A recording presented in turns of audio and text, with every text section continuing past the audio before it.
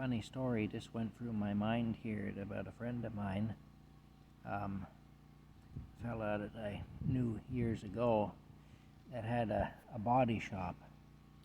He used to repair rusted and smashed cars. And he was a friend of mine. I used to sometimes drop into the shop to visit him and whatnot. And he had a drinking problem, though. He was a pretty heavy drinker, and it was, to the point really where he was an alcoholic, and a pretty serious one too. Anyway,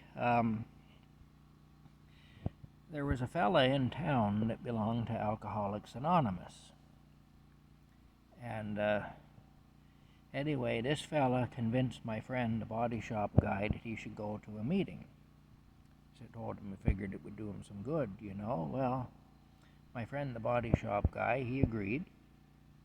And so this fella that was a member of Alcoholics Anonymous picked him up and took him to the meeting. Well, the fella who took him to the meeting, the guy who suggested to him he should go and who came and got him and picked him up, this fellow was a bit of a sourpuss. He was just a real stickler for following rules and very much kind of a worshiper of authority and very much just a real sourpuss anyway, not a very fun guy to be around. Anyway, my friend went to the meeting with him, and that night he drove my friend home and dropped him off at his house. And as my friend was getting out of the car, this fella, he says to him, I'll be around tomorrow night to pick you up for another meeting. And my friend turned around and looked at him and said, "Oh, no, thank you." And the guy driving the car who took him to the meeting, he says, "What?" He said, "You don't think you need the help? You don't think you need the help?" And my friend, he says, "Well," he says, "probably do need the help, really." He said, "I probably do.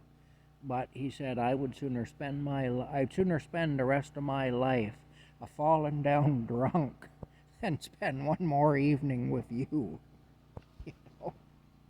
Just went into his house anyway, left the guy sitting in his car. That was one of the best lines I ever heard. You'd have to know that fellow that took him to the meeting to know how good that line actually was, I suppose. But still, it's kind of a funny story. I figure you get something out of it, even if you didn't know the guy. We've all known people like that who were real sticks in the mud, and who were very much for almost worshiping authority figures, and very, you have to follow all rules and all procedures to the letter with regard to everything, and anyway, and just not question authority or whatever, Well, that's what this particular guy was like anyway, and my friend was more of a free spirit than that, I guess, It's funny, another story, this fella, he lived out in the country, and where he lived, his house, he had some acreage there, and the deer would often come, and he had a rifle, and he'd just go out and shoot a deer. If deer would come right to the house, he'd just go out in the yard and shoot one, and then he'd have his meat. He'd butcher it and everything. He'd have his meat for the for a few months or whatever. He'd have venison. This is what he used to do.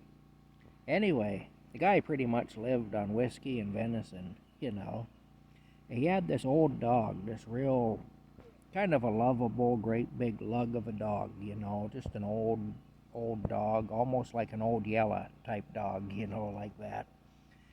And anyway, one day he was butchering a deer that he had shot in his backyard, and he gave the dog a leg, gave the dog one of the legs from the deer. Well, where his house was, if you were standing in front of his house, it was kind of on a hill, and there were bushes and trees and whatnot, and his driveway kind of curved and went up at an angle, and so on. So if you were standing in front of his house, you could actually see what was going on the road for the trees. But it was nearly impossible if you were standing on the road even to see the house. You wouldn't even know there was a house there, except you'd see a laneway going in. You know, you'd just see the start of his laneway is all you'd see. But if you were standing in front of the house and there was something going on the road, you could see it. Anyway, what does the dog do? The dog takes this leg from the deer and goes walking down the road, goes down the driveway out to the road there and goes walking down the road. It was just a dirt road, you know, in the country. Well, the dog goes to the end of the driveway, turns, starts heading down the road. And with this leg of venison in its mouth, you can imagine a whole deer leg in this dog's mouth. And the Ministry of Natural Resources truck happens to be coming up the road. Well, the truck stops, and my friend saw this. He said he was just about crapping his pants. He was so scared, you know, that the ministry guy might figure out where the dog came from.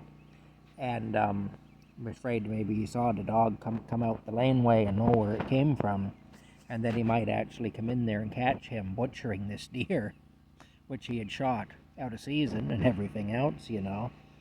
Anyway, the ministry guy, he gets out of the truck, he approaches the dog, takes the leg of venison out of the dog's mouth and looks it over.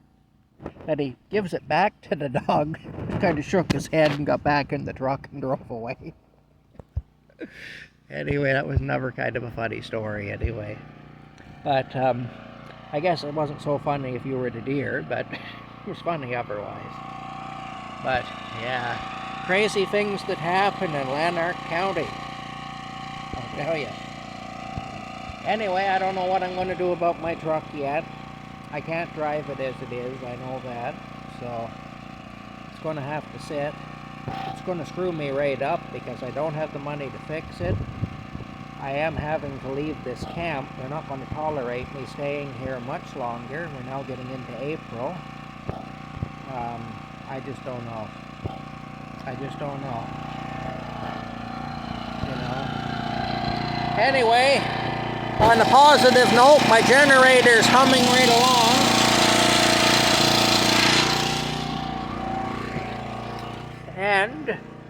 And my Rocky Cat is just as cute as ever. I can always rely on my Rocky Cat. Do you see yourself, Rocky? Hey, there you are in the screen. You're famous, you know. You're a famous Rocky Cat. Anyway, that's what's happened.